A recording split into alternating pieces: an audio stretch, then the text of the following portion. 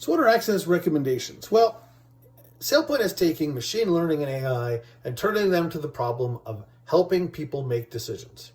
Imagine for a second you've got a digital assistant, and the digital assistant goes through and says, yeah, you should do that, or no, you shouldn't. Furthermore, when it makes a recommendation, what if that digital assistant was driven out of a powerful AI engine? And that's where it was making its recommendations from. Well, that's what we've built. It looks pretty simple. When you go and you have an access request, or you've got an entitlement review and you've got to look at someone and say, ooh, should I do that? Ooh, maybe I shouldn't do that. You get a thumbs up, or you get a thumbs down, or sometimes you don't get anything, and that's fine too.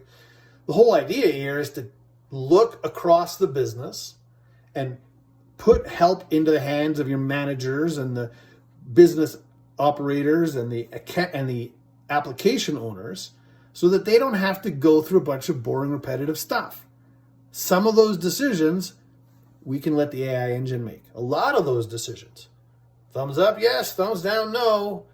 Suddenly, they're spending their time doing their work, and what they focus on when they have governance choices are the places where it's not an easy decision. This is where human beings got to come in anyways, right? So that's what we're doing. We're using machine learning to go out and make their lives simpler.